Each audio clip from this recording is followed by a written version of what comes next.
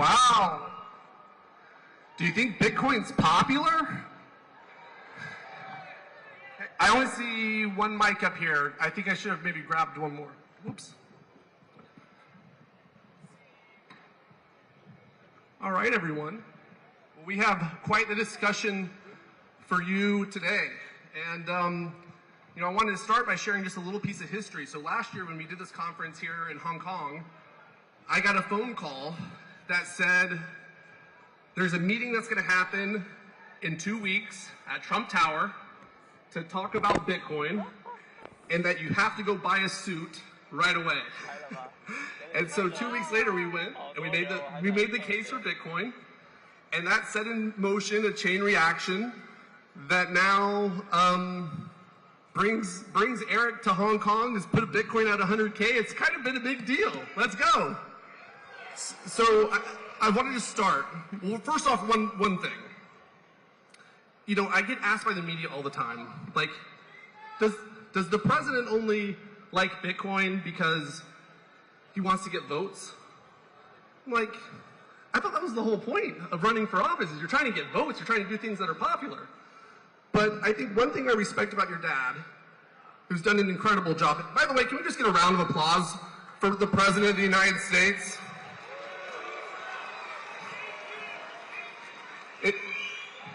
So one of the things that I respect so much about your dad is that he's an entrepreneur through and through. He sees opportunity where other people don't, like a true entrepreneur does. And he saw something here that he thought was worth taking a bet on. And, I wanted to start by just hearing a little bit of the backstory, not just of your father, but for you, Eric, and how you got into Bitcoin.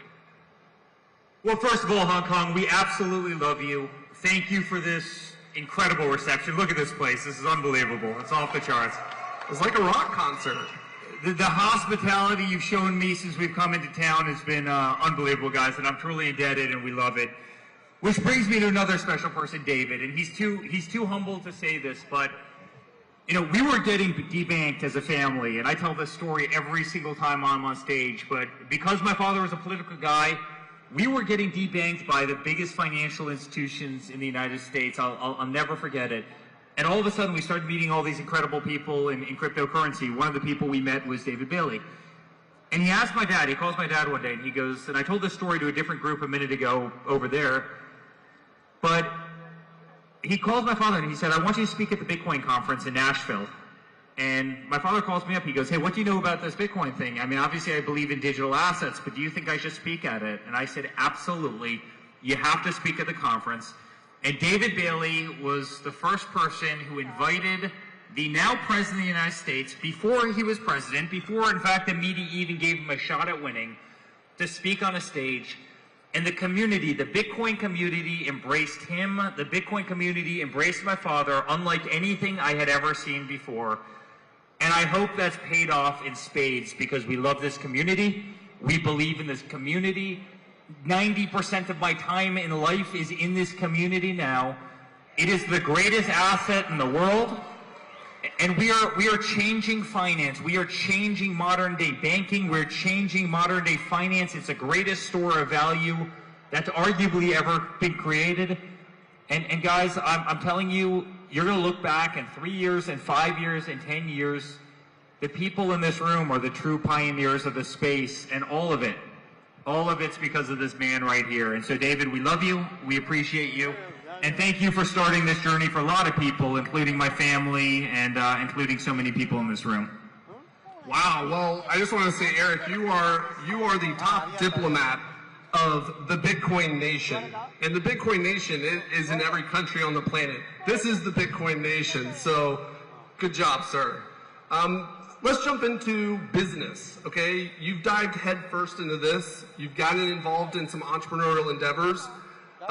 Meta Planet, I think, first and foremost. We were supposed to be joined today, actually, by Simon up here, but for some things we won't go into, he can't join us. Talk about your involvement with Meta Planet.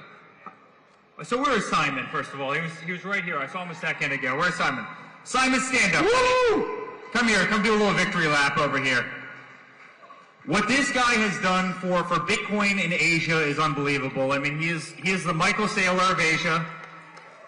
He's a wonderful guy, a guy who's become a dear friend of mine, and he called me a year or two ago, and he goes, Eric, would you like to become involved with the company? And I said I'd absolutely be honored to, and I couldn't be more proud to stand by his side. You know, he has single-handedly changed not only Japan in terms of the way they look at digital assets, but a lot of Asia, and he deserves tremendous credit. So to our good friend, we absolutely, we love you. You're great. So there's MetaPlanet, but there's also American Bitcoin. Talk about American Bitcoin. So American Bitcoin, I've got our great partner, one of my great partners, Asher here, and Mike Ho. Asher's over there. But listen, I think if you know there's a family that loves America, I love the entire world, but if you know there's a family that's truly American to the core, it's ours. We've got some of the cheapest energy in the world in America, in Texas, and we developed a company called American Bitcoin. We are one of the biggest Bitcoin mining companies on earth. We mine about 3% of the world's Bitcoin every single day. We're about to go public on the NASDAQ very soon, coming up.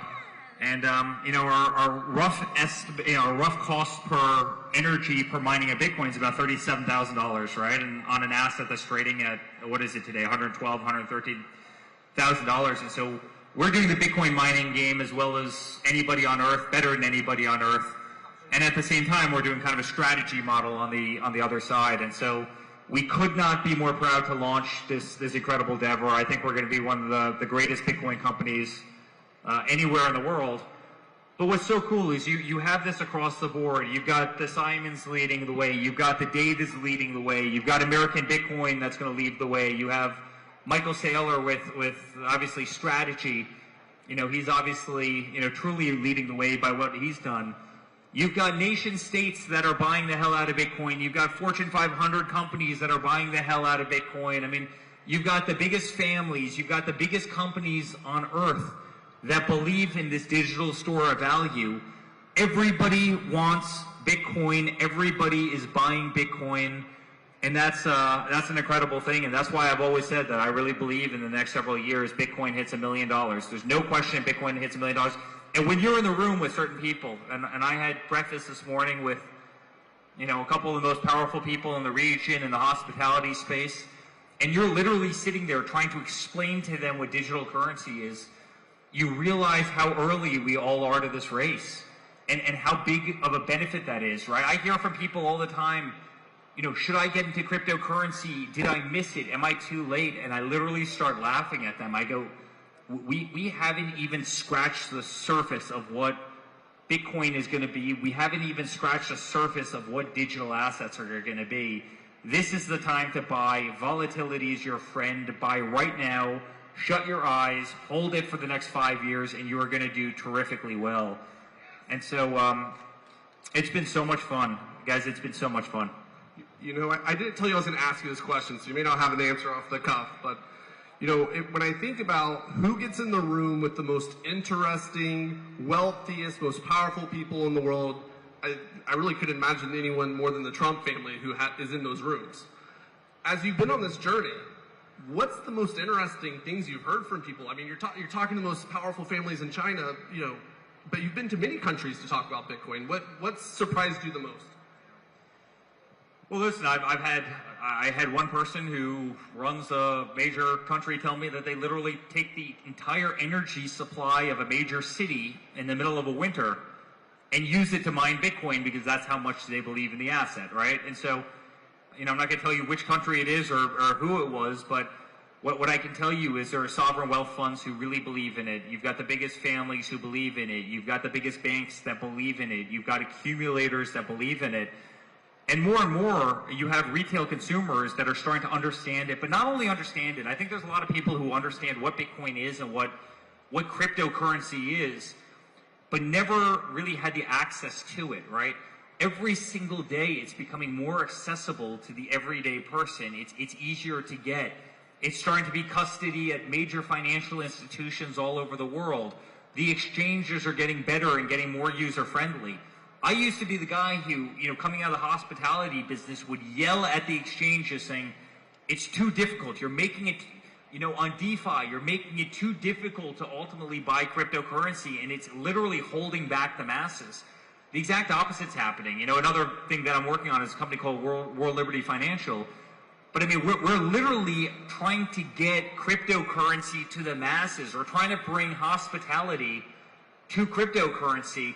And more people are finding their inroads into being able to buy it and being able to purchase it. In America, people are buying it for the retirement plans for the first time. It just became available. So you've got trillions of dollars of liquidity that's opening up, that are allowing digital assets in for the first time. You've got BlackRock, you've got all the biggest banks in the world that are buying it, right? You've got all the major companies in the world that are holding it on their treasury of their companies, right? And they're not letting it go. Those retirement accounts are not letting Bitcoin go. Those companies are not letting Bitcoin go. Those sovereign wealth funds are not letting Bitcoin go. And there's only 21 million coins. It's the only commodity in the entire world that they're not creating more of. I mean, if gold ever goes to $20,000 an ounce, I'm going to knock down this damn building and I'll find gold in that column right there. Like, we'll find it. That can't happen with cryptocurrency. That can't happen with Bitcoin. It's finite. And that's what makes it so damn powerful. And being in the room with those people, including the people this morning who are all of a sudden intrigued and you better believe are going to go off and start buying Bitcoin. Again, the people that are in it now, the people that are buying soon, those are the people who are going to win the race, because those markets, those capital markets, are opening every single day and just making it more accessible to the masses that want the greatest asset that's arguably ever been created. So in Nashville, your father promised to make America the Bitcoin superpower of the world. And he laid out a pretty ambitious timeline. You know, I think some people were skeptical he could get it done. And then he's proceeded to just knock it down one after another. We just got the stable coin bill passed. We got the SBR signed into, I mean, he's done so many things, it's kind of wild. You know, we're here in Hong Kong today.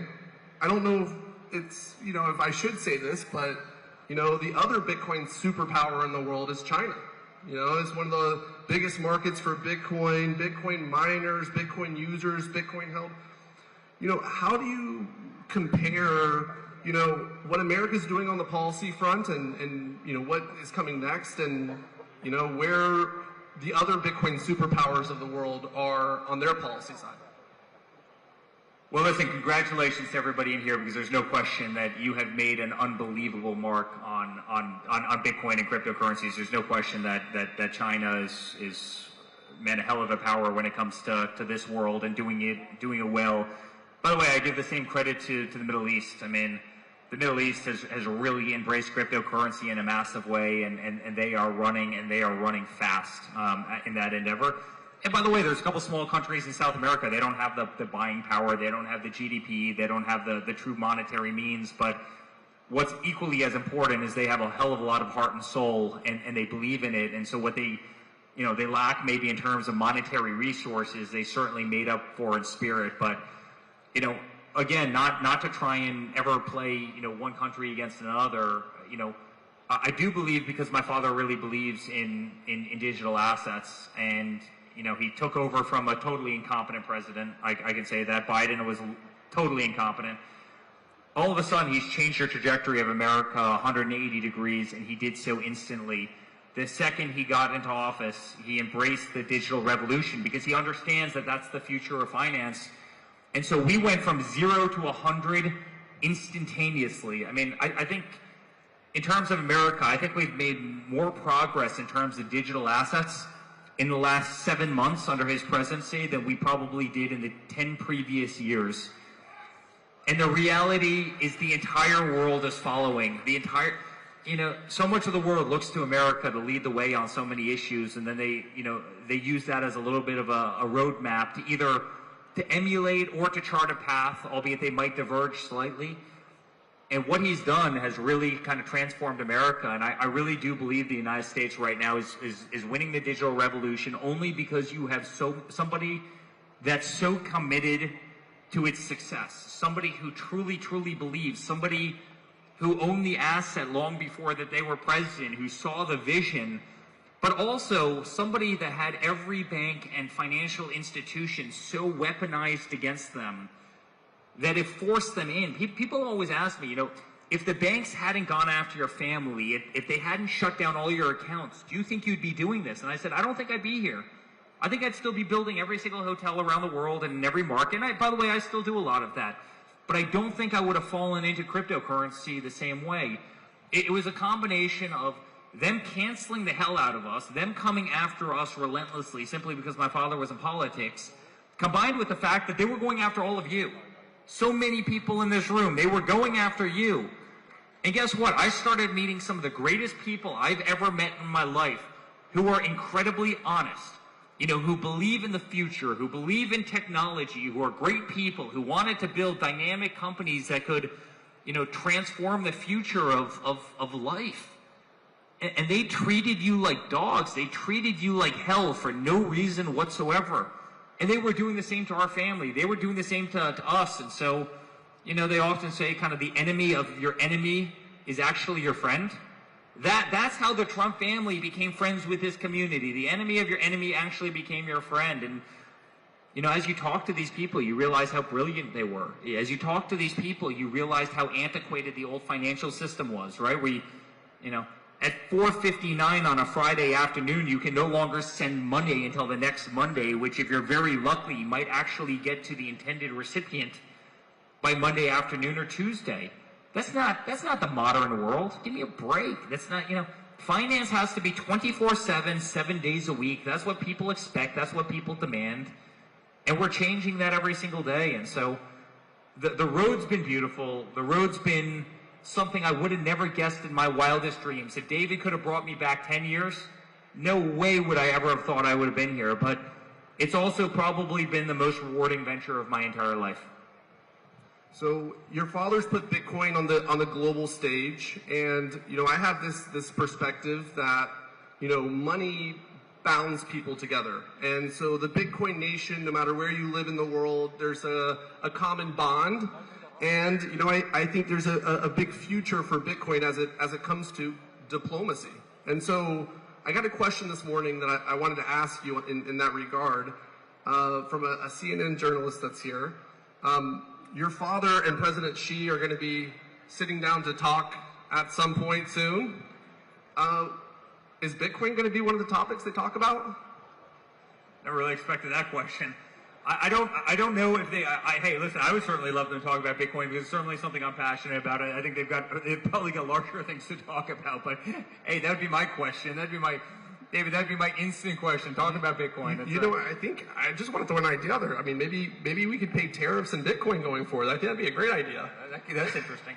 Hey, listen, I think it's two things that America and China are definitely leading the way on is cryptocurrency. So it's probably actually something that the two of them understand better than anybody else in the world. But no, if you look at this, if you zoom out, kind of joking aside to David's thing, and I said this earlier, this has really become a community, and it's one of the most diverse communities in the world. You have more diversity at a table when talking about Bitcoin. People from different cultures, different societies, different languages, different religions, than I'd say any group of people ever. It really is a global community of people that all truly believe in something that's so powerful, that's so transformational, that's going to redefine the future. And it's beautiful. I've met more incredible people from more incredible places through this community than, honestly, even hospitality, which is kind of, has always been my bread and butter.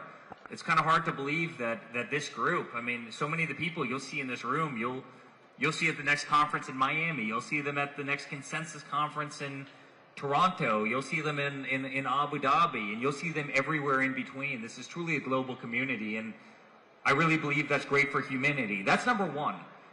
Number two is one other thing that never gets talked about, and it might even be a little bit crude to say, but guys, the traditional financial system in the world has benefited guys like me, and it hasn't benefited the vast majority of people, right? It benefits the people that, were fortunate enough to have some zeros behind their name. They're the ones that have leverage. They're the ones that have power. They're the ones that can call the heads of the bank, and negotiate off a full point on a loan, or get all the fees knocked out, or listen, there's a lot of ways that we can, or just borrow money in an environment where they wouldn't give other people money. you for the first time have kind of a community which is agnostic to true wealth. And that's a great thing. It gives the person in sub-Saharan Africa, the same opportunity as it gives the, executive on Wall Street in New York City.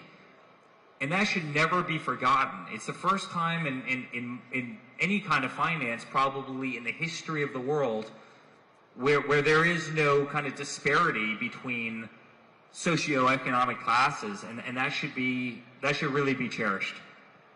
So this is going to be my last question. This is everyone's favorite question. Since you mentioned, adding a couple zeros behind your name, what's going to happen to the price of Bitcoin a couple years from now? Well, I've said this for a long time, but there's no question in my mind that Bitcoin hits $1 million. There's no question about it. And by the way, I don't think it has to stop there. I think it could go a lot higher. You have every person who wants an asset class, and you have a very limited supply, and it doesn't take a genius to figure out where that goes. Then you combine a traditionally kind of hard asset that didn't have as much utility behind it. It was a true gold. It was digital gold. It was a store of value. And now every single day, and David probably sees this much more than I do, but every single day they're figuring out new ways to kind of stake it, to get yield on it, to use it for everyday purchases, to use it, as kind of buying power, right? So more and more you're taking this digital gold that was really just a store of value before, and you're putting massive utility behind Bitcoin. And so, I mean, every use case for it is fantastic. And honestly, volatility is our friend. Like, people ask me, like, when do you buy? Buy right now. Buy this second, right? I mean, I can't tell you how many people over the years I've told to buy Bitcoin, and every single time they come back to me having not done it, and they say that I wish I would have bought. In fact, I made one of like the great all-time Bitcoin calls on Twitter. I think it hit 83,000 or 82,000. And I go, right now would be a great time to start buying Bitcoin. Sure enough, it hits, 79? Was like 79 the bottom, like 78.9 or something like that. It's like 79. And it goes from 79 to like 124 in, 90 days? And I called it within like 1,000 or 2,000 of the bottom on, And then people come back to me, you should have told me. I'm like, I put it out on my Twitter following to, 10 million people around the globe, like when to buy Bitcoin. But I really believe in it. Go, buy it now, close your eyes, hold it long term, do not get rid of it. I think Michael Saylor always says, sell a kidney, buy Bitcoin, right? And I think he's, I know obviously he jokes when he says that, but he's right. Buy it, hold it, and I think you're going to do extremely well. He's not joking, for sure. Actually, he sold one of his kidneys, I'm pretty sure. So, well, with that, ladies and gentlemen, I want to thank you for being a part of a historic event. I want to thank Eric for joining us all the way in Hong Kong. Hong Kong, can we give a shout out to the one and only Eric Trump?